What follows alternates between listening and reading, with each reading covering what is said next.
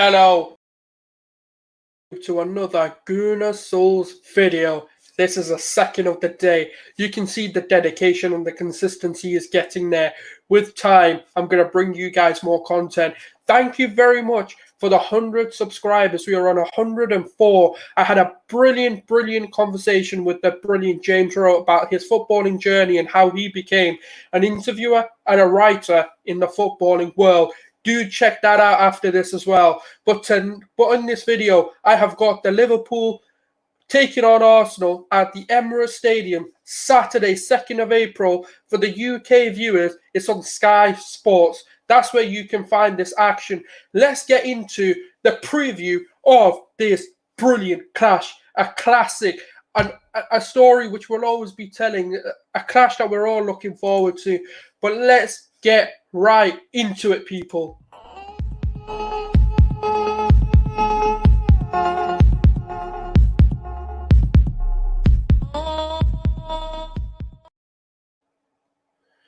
Yes, people, welcome back where we take on Liverpool. You know, without the VAR, they're nothing, lads. You know, they've been giving us a lot of stick about the Tesco, Travis Scott, you know, with the B-Tech, Travis Scott. But when he hella smokes you up, yeah, we're scoring the winning goal of this clash. Come at me then, people. Come at me when Aubameyang scores the winner. You can clip this. Do what you like, because I don't care, because I'm telling you, people, Captain Fantastic is going to be back for this game. He is ready, people. You see that goal that he scored for Gabon?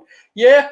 That's what we want to see more of, Aubameyang. Come on, mate. You've got the new hairdo. Don't get caught offside with the braids, fam. I'm telling you, that's not what we want to be seeing. But this is what we're going to be talking about. The comments are already coming in, giving us smoke, lads. We've got Liverpool in the chats as well. Yes, RJ, big up. Yeah, go subscribe to him. He's just hit 8K subscribers. Congratulations, my guy. Absolutely fantastic grind that you're on. We've got Sonny, man. This is where I've got to hate you. I just got to hate you for the weekend, lad. I'm sorry. I do. You know, we have our conversations in private. We're going to hold hella smoke, mate. Maybe the other way, mate. Not Beckenbauer, like you say, if I'm going to get spun up. Yeah, wrapped up. That's what's going to happen. Let's talk Premier League. Obviously, Niall, brilliant to have you in the building. Yes, it is the famous Guna Souls. Enough about Aubameyang. It's a trucked up Travis Scott. Oh, mate, when he absolutely scores and spins Nat Beckenbauer into a spliff, we'll be talking then, lad. Aubameyang will be doing sicko mode, and that's the comment that wins the show, lads. Sicko mode, bruv. I'm telling you, banger of a track, to be fair. But as you can tell, this is going to be a feisty game, especially for myself. I know a few Liverpool fans. I don't know a lot, especially with the smoke we've been giving each other. We are about 5 points behind them. Even with a win, I think 4 points, sorry, because a win would only put us 1 point behind them, which, let's be honest, for defending champions to be this close to a shit Arsenal isn't bad going, is it, really? We shouldn't be where we are, let's be fair, but this game is going to be brilliant. We know Liverpool are kind of up and down in their form due to many injuries to their key players and missing out on like Virgil van Dijk. Jordan Henderson's obviously in doubt or in contention to play. Matip might be back for this game. Jordan Henderson might be back for the game. But there's a lot of exclusions from this team, and they're going to be playing a very young back line with the likes of Trent Alexander-Arnold. Brilliant player, brilliant fullback, one of the best in the league, regardless of form right now. You've got Nat Phillips, a.k.a. Nat Beckenbauer to a lot of Liverpool fans. Then you're going to have Kabak, who's, to be fair to him, for Turkey, he has been quite good. So we do have to give him the plaudits he deserves. He's in a new league. He's a young player adapting to the league. Same with Nat Phillips, you know. There could potentially be future defenders for their respected countries. Obviously, Kabak already doing it. Nat Phillips could be one that could be on the radar. And then you've got the long argument of Tierney or Robertson, you know, the two Scottish lads who are battling it out. But guess what? My guy as centre-back got 3 assists. Yeah, that's what we're talking about. We're going to be getting into all of this and my predicted 11 and score prediction and how I see the game going. Now, we know Liverpool don't do well at the Emirates Stadium. I believe it's 2 wins for us, 1 draw, or is it 2 draws? But they haven't actually won in the last 5 that we played at the Emirates. So we do have a good record against them at home. Obviously, we've seen last season what we did, but that was a completely different system, which I do believe we need to implement sort of that system into this game, where we kind of put them under pressure. They've got young defense who can actually make a mistake as well. Just as much as we're prone to mistakes, they are also prone to those mistakes. But guys, I can see a lot of people in the YouTube scene. Do hit that subscribe button if you're new. Hit that like button. It really does help out. And obviously, it's brilliant to see the interaction. This is a game that's going to be feisty for all fans, even for the neutrals who are going to watch this, because Arsenal-Liverpool could be climbing the table with a win or a result going their way. But obviously, what I do want to get into is a bit of team news and what's been happening at Arsenal from the international breaks to what Arteta's been saying in regards to everything that's going on. So just to kind of add the screen in and kind of just get some news in. Obviously, we know a lot of players have been on international break and they are kind of returning now. RJ is saying, I see when Oba scores, he'll celebrate the life of Claude. I hope so, man. I hope they do something for him. Obviously, rest in peace, big man. You know, absolute legend of the fans game. You know, a big loss to football. I hope he's found the peace he's been looking for. And I hope, obviously, guys, one thing I do want to say is just leave the people alone. Stop atting them with accusations and bullshit that people have to spout. Just let the people mourn. People who are close to him. Obviously, he's changed the lives of many. So don't be spouting, obviously, nonsense around. But I hope he's found the peace he was looking for. No speculations needed. And I hope Arsenal do something. I've heard they're wanting to do a minute silence for him. That would be absolutely brilliant. Yep, Niall. Unfortunately, I can't really say shit because that would be, I mean, a Premier League and a Champions League winner, you can't necessarily call a manager shit. I just think there's a lot of context that people are missing about this Liverpool team with the amount of injuries. Look, I'm an Arsenal fan. Doesn't mean I'm going to just sit there and criticize the hell out of the opponents because they're going through a bad time. I'm not a Liverpool fan, you know. I don't just criticize for the sake of doing it. Now, I don't agree with this. I'm going to move on. Heroes get remembered, but exactly, RJ, exactly. And I mean, look, you didn't have to agree with him, but he was definitely one that touched a lot of people's hearts. This is why I'm here. I'm not even going to lie. If it wasn't for people like Claude, I wouldn't even be here talking about football. So I owe him a lot, you know, of debt and gratitude, you know, for what he's allowed us to do as fans. He was one of the first on the scene. He's to this day on the scene in the footballing world, in the fan channel world. So it's always brilliant to see people come together from all the fan bases to pay their respects to him. And kind of just getting into sort of today's news as it is the most recent. Obviously, Arteta in the press conference was asked about Saka and Smith Rowe. If people don't know, obviously, they were both pulled out. Smith Rowe for the last game anyway, against Croatia in the under-21s, and then Saka was just pulled out completely. And yes, my lad, I'm going to be on Anthony's channel, guys, so do check that out. We have got a preview later on. I believe it was 9:30, where we're going to also be previewing and hopefully talking a bit more in depth about football. Yeah, people. Have you found Kenny? I don't know. We'll have to ask the Irish fans that one. But yeah, no, kind of getting into the news a little bit more. What's the latest on Saka and Smith Rowe? Now, Mikel Arteta faced the media for the first time since the end of the international break on Thursday, which was today. And what did he have to say? So what's the latest? You know, Bukayo hasn't trained with the team yet. He's done some individual work. We had to pull him out of the England squad. Unfortunately, he is feeling better, but he hasn't trained with the team yet. And then obviously he talks about Emil Smith Rowe. Emil has some discomfort with his hip, and that's why he decided to keep him out. We will see today when he comes here. We will speak to the doctors and the physios and see if he's available for training tomorrow. It's not really promising that they're going to play, to be completely honest with you.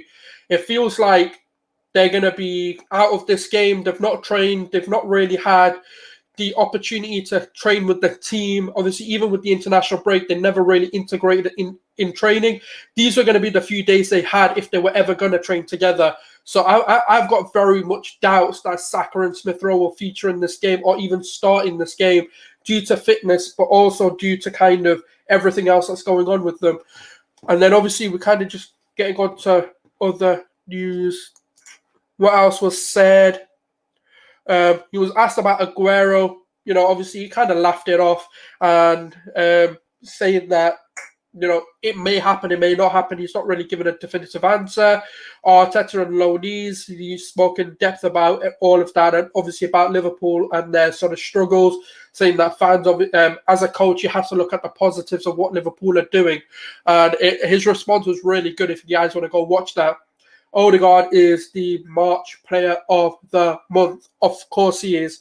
Now, sort of the last two that I wanted to hit on was the Lacazette form and future plans. Obviously, hail praises for Lacazette and obviously spoke about in depth about the fact they are looking to still sign him on. The negotiations are going to happen in the summer. They're going to ask the player what he's thinking. And obviously, if the player does not want to stay, they won't force him. They'll have to get rid because they are now implementing a new philosophy of where they're not letting players run their contracts down, which is a brilliant new way of obviously looking at football. We've lost the biggest assets in the game for nearly no money. So we're looking to change that. Now, people, my guy, yeah, Kieran Tierney, future Captain Scotland, people, yeah, 3 assists from centre-back. Yeah, man's getting a team of the week on FIFA, lads. I can't wait. Yeah, talk about Andy Robertson, fam. Man's going to cry when he doesn't get the captainship. If he doesn't get to play left back, he's just going to cry like a little biatch, bruv. Yeah, that's what happens. Yeah, Kieran Tierney, the professional he is. Yeah, saying to Scotland, play me where you want. I'm still going to give you 10 out of 10 performances. Yeah, put me anywhere on the pitch. I'll play my heart out. That's a captain right there, people. We've got a few comments. So Kenny's in the boot. I'm guessing he meant to say boot of the car. Celtic have approached Eddie Howe for the manager's position. That would be brilliant, actually, for him. I do wish he got called up for the England job instead, but obviously Southgate's not really done anything wrong. He's won the games. I guess you can't really fire someone for winning games, I guess. Excellent. Out of 10, so how likely are you going to sign Odegaard? In my opinion, it is really, really tough. I think Real Madrid are putting the pressure on by saying that they're not looking to sell him and actually recall him into the plans of Zidane. I highly doubt he'll play under Zidane. So as long as this is hard to answer because we don't know what's going to happen with Zidane. If Zidane makes a run and actually wins the Champions League, he's staying. If he goes and makes a good run in the league and actually goes and narrows the gap and potentially win the league, he could be staying. Now, that's where I think if Zidane's there, it's probably going to be 7, 8 out of 10. I think if Zidane leaves, it's probably going to lower to 5 just because it depends on who the new manager is and whether he's promising him good game time. But saying that, Odegaard, a lot of rumours are coming out of his camp about him wanting to stay at Arsenal. I don't know whether that's to get a new improved deal from if he wanted to walk into kind of get a new deal from Real Madrid or whether he's putting the pressure on Arsenal to do something. I'm not 100% sure. Obviously, things in the summer will spice up, but we have got the Euros in the summers as well. So it's going to be quite a weird transfer window, this one. Now just trolling everyone. Breaking news. Haaland just walked into Emirates with his dad and Riola.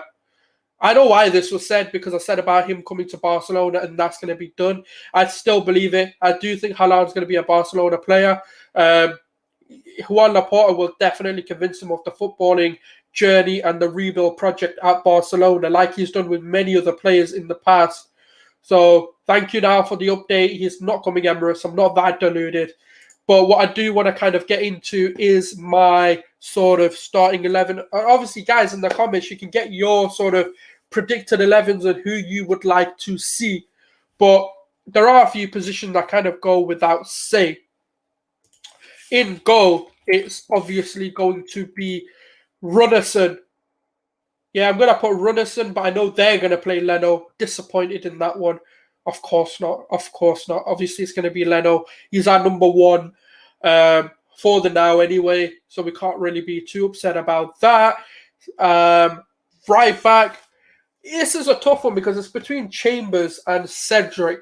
Now, I feel Arteta's using Bellerin as the cup right back in terms of in the Europa League due to like sort of his experience and sort of him being young. But I don't think Bellerin's good enough anyway. But I think in this one, it's probably going to be I would like to see Cedric, should I say, in that right back position. I would like to see him play just because I think he's got the better ability to go forward and defend and actually choose right in what he wants to do. Now, my centre-back pairing for this game is going to be Gabriel. Not you, not you, not you. This man right here. Yeah, the man, the myth, the legend, Gabriel. Yeah, he's been a ton of bricks in the back line. Absolutely brilliant. He's been fantastic for us. What a signing he's come to being. Someone that we didn't even know we were going to sign. But I am thankful he has signed because he's got pace, he's dominant in the air, he's got a bit about his game, he's a well-rounded defender, he can play out the back, so it'll be brilliant to see him play as well. Now, next to him, obviously, goes without saying, you've got to have David Luiz. I just feel like that's the best partnership we have. And obviously, breaking the lines for Liverpool as well, he can definitely give those sort of long driving passes into the behind their line, especially because Liverpool probably still going to continue playing a high line.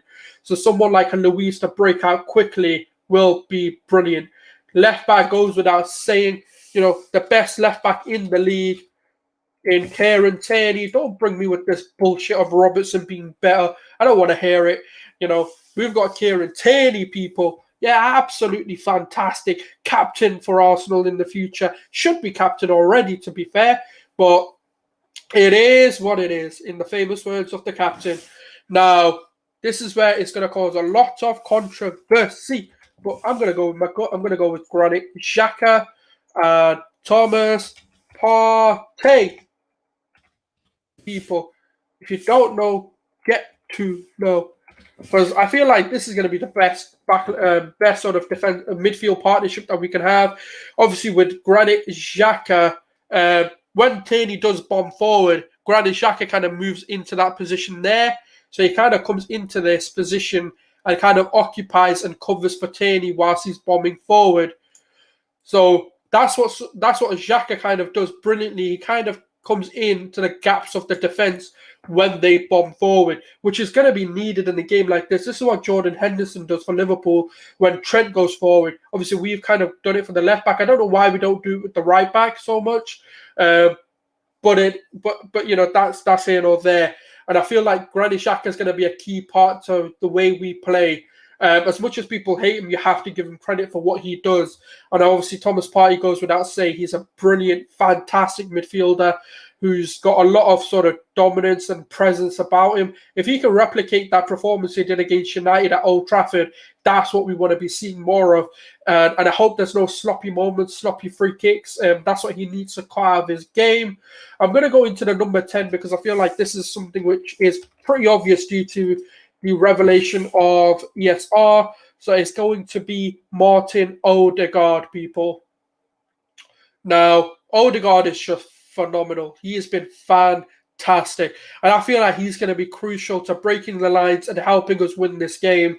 Let me just get into a few comments before I go. So do you think... Oh, Niall, mate, I'm not deluded. Yeah, big up yourself, mate. Big up yourself. I just don't think El Neny's got that sort of cutting quality that...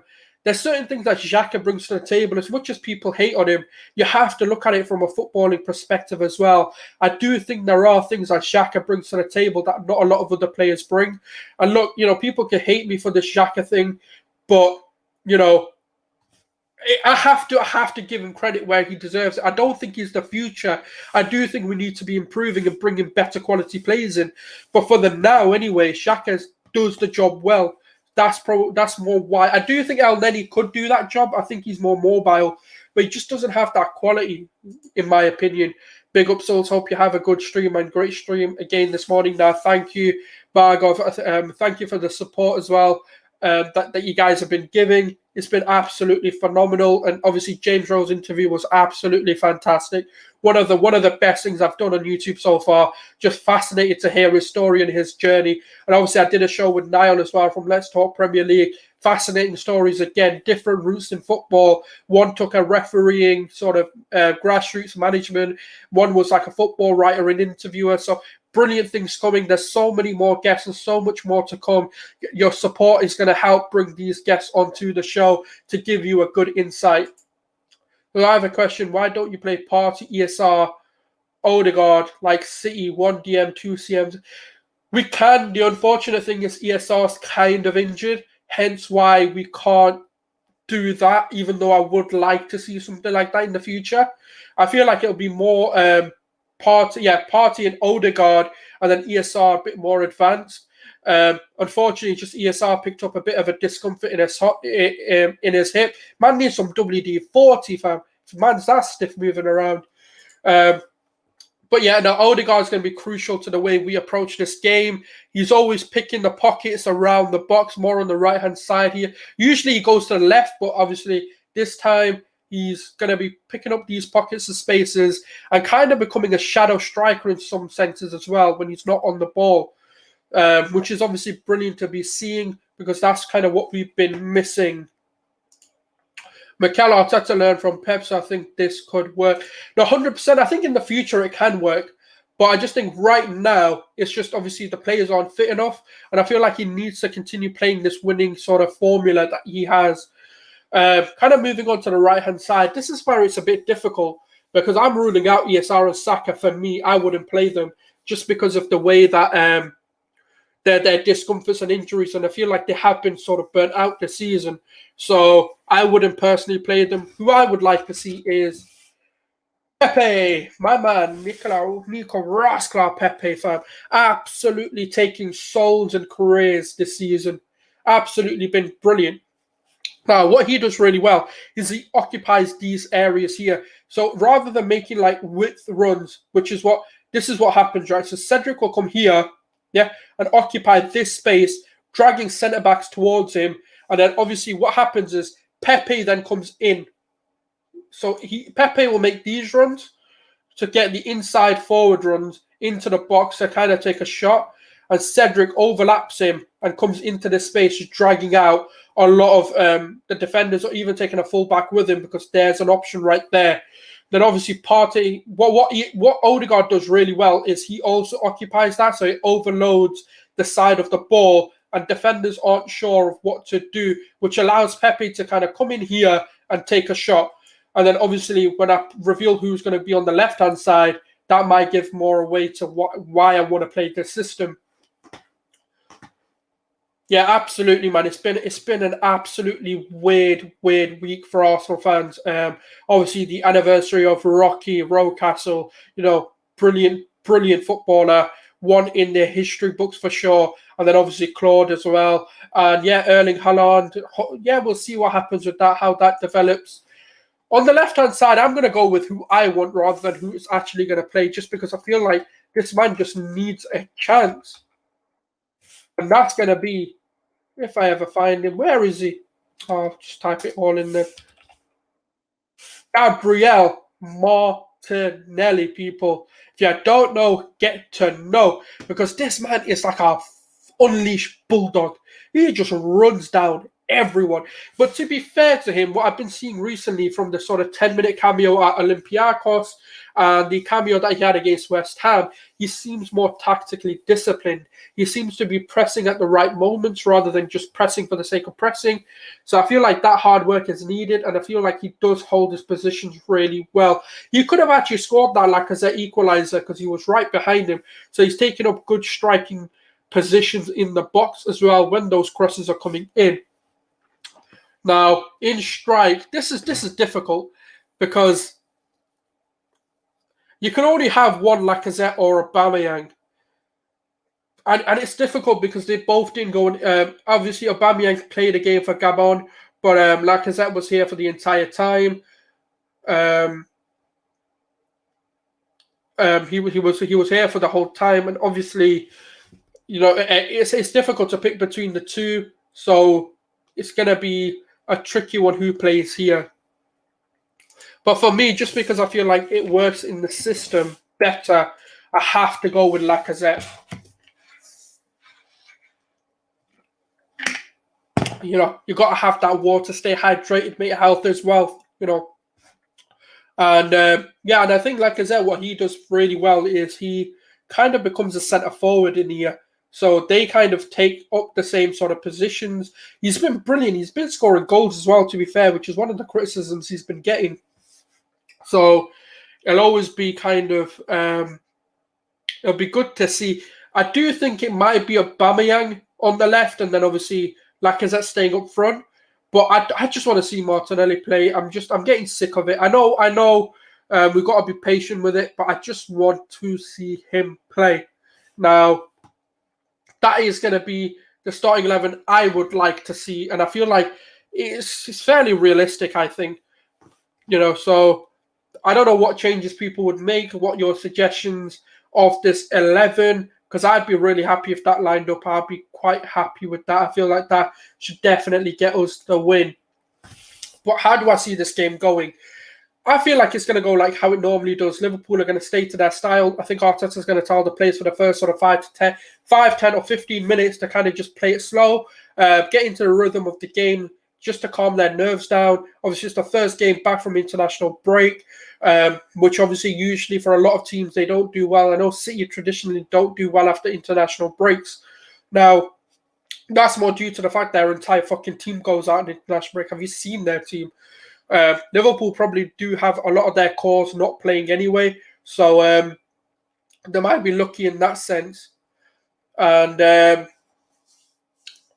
yeah, so it's one of them where we'll have to see how they line up. Obviously, a lot of injuries and exclusions from the beginning of the season. They're going to come with us with a high line and press us high, try and commit us to a mistake. Obviously, we've seen the ability that Salah and Mane possess. They can score at any time. We know that. And against Arsenal, a lot of players do score, and they have a tradition of scoring against us. Now, this is going to be one of those games where we've got to be really careful. We've got to be on our game 100% for 100% of the time from minute 1 to minute 90. And that's how we win. So it's going to be an interesting game. And obviously, what is my score prediction to end this off? I actually don't know. This game could go either way. This game could be somewhere where it's like a 3-1, 2-1, 1-0, 1-1, 2-2. I do see goals going in. And Xhaka is one of the best 10 midfielders in the world in Euros. Well, 2020s have been cancelled, but it's happening this year anyway. So yeah, I do. My final score prediction is probably going to be 3-1 to Arsenal, and I think it's hard to predict who will score, but I do think if Pepe plays, he'll definitely get one of the goals. I feel like Lacazette will get a goal if he plays because he's one of those who steps up in big games. But that's been my preview and match sort of predictions and who I would like to see in the 11. Guys, I'm loving all the support I'm getting. I hope you guys are having a wonderful day. If you're new to the channel, if you're seeing me for the first time, please hit that subscribe button. Do like and follow me on Twitter, obviously at Let's Debate Footy, and hit that subscribe button, people. But thank you very much for giving me your time. This is going to be Gooner Souls signing out. Have a great